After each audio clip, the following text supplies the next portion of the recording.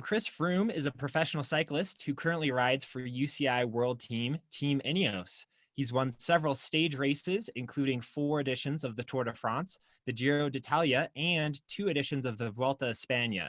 Chris has also won 2 Olympic bronze medals in road time trials and bronze in the 2017 World Championships. He was kind enough to take a break from training today to speak with us a little bit about the intersection of sports and technology, what pro cycling can teach tech teams about teamwork, and much more. Chris, thank you so much for being here. It's a pleasure to have you. No, the pleasure's mine. Really, really happy to speak to you guys, and yeah, got some interesting questions coming up by the sounds of it. Great. Yeah, we're super excited to dive into those. First question, with the Tour de France fast approaching, like, can you give us an idea of what your training regimen is like right now? Like, how many kilometers are you riding every week? How many hours are you spending in the saddle? So, an average week at the moment looks like 30 to 35 hours on the bike. Bigger weeks would probably be a little bit more even, 30, 36, 37 even.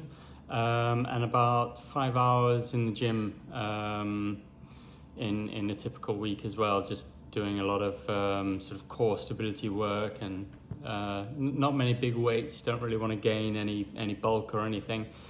But yeah, I mean, and that 30 to 35 hours on the bike will be broken down mainly into 3 or 4 day blocks, followed by a recovery day and then another 3-4 day block pretty much. So typically in a week I'd have one day off where I'll just go and do an hour and a half of light cycling, maybe even stop for a coffee on the rest day. But yeah, basically just to keep the circulation moving, keep the legs moving, because if in the past we'd actually take that day completely off the bike completely and feel terrible the next day. Legs just feel like cement, and to try and wake the body up again takes a good few hours. So we have to keep active even on the rest days. Yeah, that makes sense. And yeah, I guess so. You're almost like in 40-hour work week territory, I guess, which is kind of crazy. Like if I get a couple of rides in, I feel like I've succeeded in a week, and I can't imagine putting in upwards of 40 hours. That's pretty crazy. No, I mean it is pretty full on, and I think it even gets to the point where it's. I mean, people say it's obviously healthy to exercise. I think what we're doing goes beyond that. I don't think it's healthy to do the hours that we're doing, especially with the temperatures and everything else. Yeah. But I mean, that's pretty much the only way we can get ready for an event like the Tour de France and get the body conditioned for that. Yeah, totally. Pluralsight's users are the people building innovative products at companies around the world, and this obviously requires a lot of dedication and hard work as well. Can you talk a little bit about how you stay focused and committed to your own personal goals? I think, yeah, certainly. I mean, I think setting both short-term and long-term goals are really important in that regard, and having a clear vision. You know exactly what you want to achieve, and set yourself benchmarks along the way that you want to tick off. And I think something you have to keep in mind with any plan that you make, whether it obviously be in professional sport or in a professional career elsewhere, I think you have to be flexible. Things are gonna crop up. Shit happens. You have to be able to roll with it. You have to be able to deal with it, and adapt as well. I mean, yeah, the number of times I've been ticking along thinking everything is just perfect, and 5 minutes later, absolute chaos. When the bike's broken down or you get a flat tire, and just at the moment your rivals decide to make the race hard. You've got to be able to adapt to all situations and deal with the unexpected. I love that. And I think especially very pertinent this year, right? So much unexpected that's happened. Um, Yeah. I mean, this year has just been unprecedented, I guess, from everyone. I mean, working from home, having to try and get the same job done, but maybe not having all the tools necessary. It's certainly been a challenge for a lot of people. Yeah. What advice do you have for those who maybe they have a big goal, a big dream that they're dreaming of accomplishing, but it's something that might just kind of seem impossible at the outset? What advice do you have for those people? That's that's a situation that I face almost on a yearly basis, because I mean, if you see me in November time, I'm probably about 5 kilos overweight. I've had a good month of just downtime, so not really staying fit or anything. And in November is when I've got to start planning, obviously, for the next season, and setting myself the goal of winning the Tour de France, which just at that point, it feels like a million miles away. If you say to the November Chris Froome, you've got to win the Tour de France, I'd just almost be like, it's not going to happen. It's just, let's be honest here. But I think, again, going back to the goal setting, having the long-term goal, something you really, the dream, the thing that you want to achieve, but then setting yourself shorter, achievable goals along the way. So for me, that's chipping away at that 5 kilos that I have to lose over the next few months. Obviously, being able to increase the intensity of training as time goes on, and building the fitness. But I think it's always, consistency is always key. I think even if you have a bad day or a setback, if you keep just putting in the groundwork and building that platform that you need to be able to reach your end goal, I think that's fundamental to reaching any big target like that. I love that. I think that's spot on, obviously. For those who haven't maybe watched a stage race before, they might not realize the importance that teamwork plays. Can you just kind of provide like a quick overview of the different roles that exist on a cycling team, and maybe how the elements of a successful team can translate outside of cycling?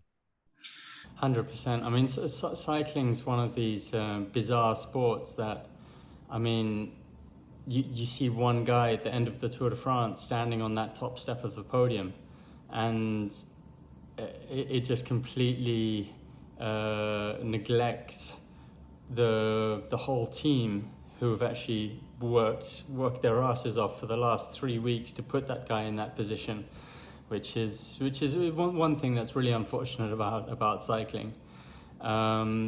But basically, so each member in a Tour de France squad, there's 8 of us in a team. We've all been assigned goals to reach that end goal of winning the Tour. And for example, you'd have it's like a hierarchy. You'd have your leader. Just behind him, you'd have 2 or 3 guys who are almost at the level of the leader, but not quite there, and they would be given the roles of basically being there far into the high mountains to basically chaperone the leader for as long as possible, and support him in any way that's needed in terms of pace setting, going back to the car, getting drinks, getting food for the leader, and making sure that leader has absolutely everything he needs. So when the moment is right for him to push on and try and beat the other leaders from other teams, he's in the best position to do that. But further down the hierarchy, you've got your bigger rouleur guys who don't go very far into the mountains, but they play an amazing job on the flatter sections. So protecting that team leader when the race is kicking off on the flats, maybe there's a bit of crosswind, which often like splits up the race.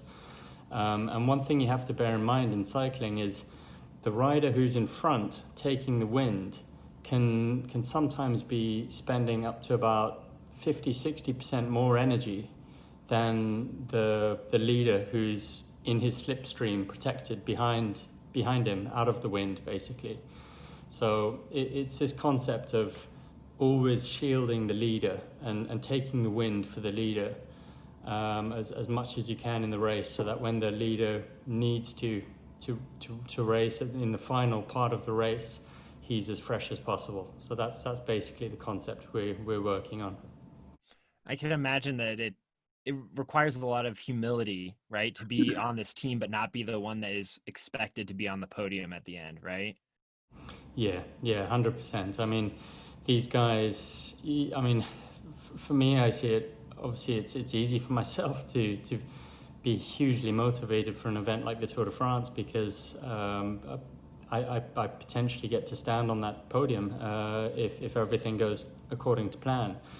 But I mean, the teammates who help me get there are just incredibly selfless, because they have to work just as hard as me. They're doing 35 hours, 40-hour weeks as well. Maybe they're literally just 2-3% probably off my level, but they're working just as hard as I am, and they're basically sacrificing any chance of a result for themselves to make sure that I win the race. So it's an extremely selfless role being a domestique, a support rider in cycling. And then even behind the riders, you've got to remember there's a whole support team there as well. We've got a director sportif, they call him, a DS, who drives. He's almost like a what would you call him? Like a co-pilot in a rally. So he's on the radio to us. We've all got earpieces, and he's relaying information about the race, what the current situation is. Excuse me, and also everything that's coming up in terms of corners. If we're on a tricky descent, he'll let us know which corners are tight. He'll be letting us know basically how much longer on the climb we are. Just all the information about the topography of the race course that's coming up. So everyone's got a role to play, and it's all, everyone plays a huge part in obviously trying to make sure their leader is protected as long as possible and can deliver that final goal. Yeah, I think it's just really cool, and we'll talk a little bit about this more in a second. But that was one of the things that really drew me into pro cycling, is once you start to realize all the components and the specialization that's taking place. I think it just adds all these different layers that make it so much more interesting.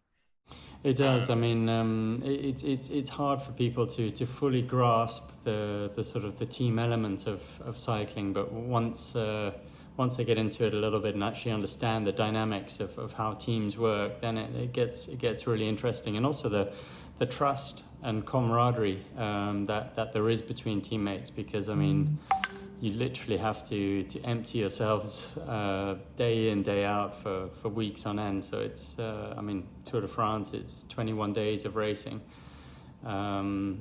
It's brutal. As you know, COVID-19 has canceled or postponed a lot of events so far this year, but I know it's also led a lot of pros to spend more time on the trainer.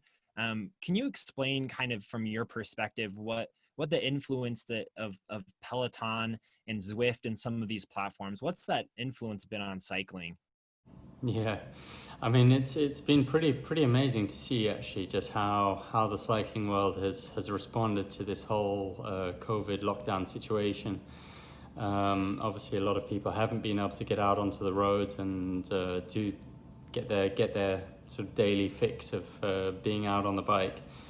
But I mean, for me personally, I've always spent a lot of time training on an indoor trainer, especially in the last year. I've been coming back from injury, so a lot of my rehab was actually done on the turbo trainer. But now nothing compares to what it was like during this lockdown for me. I mean, I was literally replicating my 35-hour weeks on the turbo trainer. And Wow. I mean, anyone who's sat on the turbo trainer for an hour, 2 hours will know it's soul destroying if you don't have something to distract you. So it's been fantastic for me getting onto platforms like Zwift. I've been on Zwift a fair bit during the lockdown, and it's just a nice way to be able to meet up with friends, meet up with teammates even in a virtual way. And even taking part in a few of the races and events. I mean, in training you can only really push yourself so hard, but when you're actually competing against someone, then you can find that extra 2-3% from yourself. So it's been a great way to stay sort of mentally stimulated, I guess, while spending up to 5, 6, 7 hours a day on the turbo trainer. So Wow. It will be cool to see next year, once kind of COVID-19 finally, hopefully kind of is resolved, like how much of this sticks around, how much it continues to influence cycling in years to come, definitely. yeah, I mean, I genuinely believe that. I mean, sure, a lot of people might not get back on it at all because they don't enjoy riding on turbo trainers. But I think it's such a good social tool and a good networking opportunity as well. And I think the platforms are really improving as well in terms of their interaction in the virtual world, and allowing people to get a real sort of kick out of the experience. So I'm pretty sure it's a trend that's gonna stick around for a while. Cool. Yeah, I think so too. Something that's always made cycling so interesting to me is this combination of physical conditioning that it requires, and also this ever evolving technology that it sort of embraces. Yeah. What is it about the sport that makes it so much more open to new technology than maybe some other sports? I think so much of what we do is, I mean, with technology evolving, I think the biggest addition in the sort of past decade has been obviously, or decade, 15 years probably, it's been power meters and being able to actually track your physical preparation. Excuse me. I think also with the number of hours sort of required to be at your best in a sport like cycling, so many people actually end up doing too much and risk sort of burnout. Whereas with the latest sort of technology in terms of being able to really track your training with all the digital means, and uploading straight from your power meter on your bike, which measures basically every pedal stroke that you're doing, and uploading that to basically a training diary, it's become so much easier to sort of track athletes' progression, I guess. Progression, making sure people aren't fatigued making sure they're taking recovery when they need to take recovery. I think it's been amazing actually, and it's made the sport. It's definitely put the sport into an area that it's become a lot more calculated, and I think to a lot of the pure fans in cycling, I think they've actually been complaining because you don't see these sort of crazy performances like you used to in the past, where people would attack so far from the finish and really just put a lot of heart and soul into moves. Everything now seems to be a lot more calculated and closely monitored, if you like, with all the tracking tools. But I mean, yeah, I think that's just a natural evolution of where the sport's at. Obviously, everyone's got heart rate data. Everyone's got the power meters on their bikes at the moment, and that's just a way. I think learning to interpret that data is probably still where a lot of development is currently going. But a lot, it's a great education tool for people as well. People are learning a lot about their bodies, about what they can physically, what they can handle, what's too much. It's been really interesting watching that evolution over the last decade, certainly. Yeah. For those who maybe don't really know what a power meter is, or they've kind of heard of it, can you kind of explain what it's measuring? So basically, the power meter is basically it's a pressure sensor on either on the cranks on the pedals, basically where you're pushing with your feet, with your legs, and it will basically feed back how much force is being pushed through the pedals at any one time while you're cycling. And being able to upload that data afterwards and seeing a graph of if you went up a big hill, obviously the power increases, you'd hope, to be able to get up the hill. And if you're freewheeling downhill, then there's not going to be much power on the pedals at all. So it's really a tracking tool to see what kind of exertion the cyclist has put out through the pedals and over the duration of the ride. And what maybe you don't know this off the top of your head, but like what is kind of the average output during a stage in the Tour de France versus like me, I want to go cycling, I'm just kind of an average everyday person. Like what does the power output look like between the average person and someone in the Tour de France? I think they would look quite different.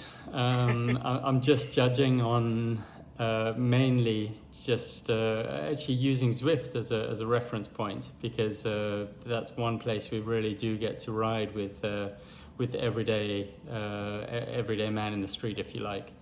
And you can see clearly the difference in speed, and difference in power as well. I'd say, I mean, an average stage of the Tour de France, we're probably averaging close to 300 watts for 5 hours of racing. A normal person going out for a ride would probably average, depending on their weight, I guess, probably somewhere around the 200 mark. So a good 50% more. Yeah, wow. And for a lot longer probably for most people than Certainly. most people are going to do on a Saturday or something. True. What looking into the future, what sort of innovations in technology do you think will have a big impact on cycling, like going forward?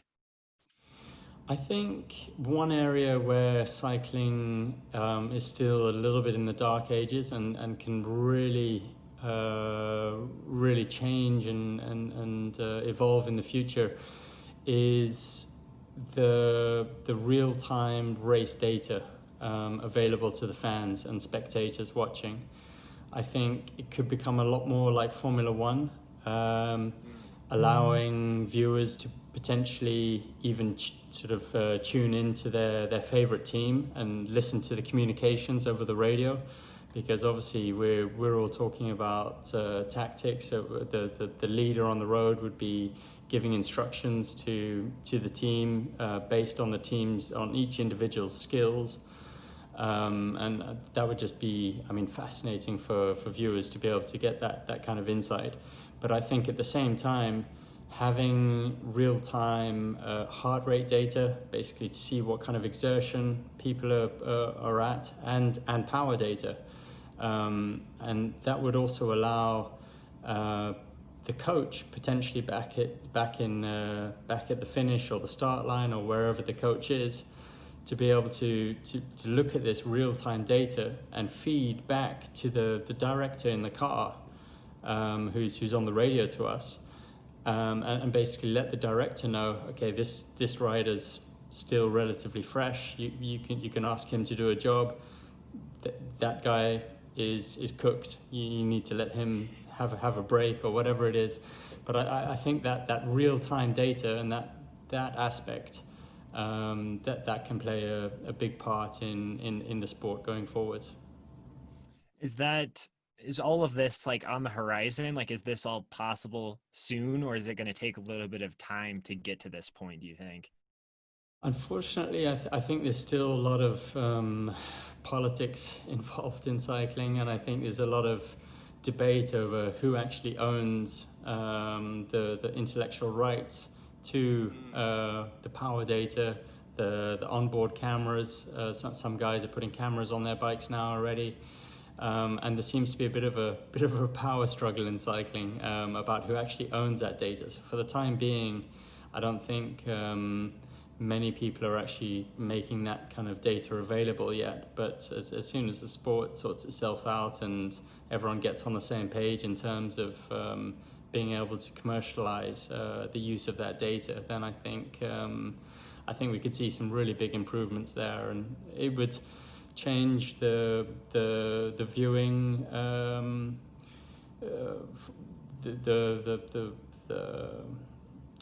it would change the way people can basically watch the race, and it would also change the way that the riders would race the race, because I think having real time feedback from coaches and people who actually understand that data would definitely change the race in certain aspects.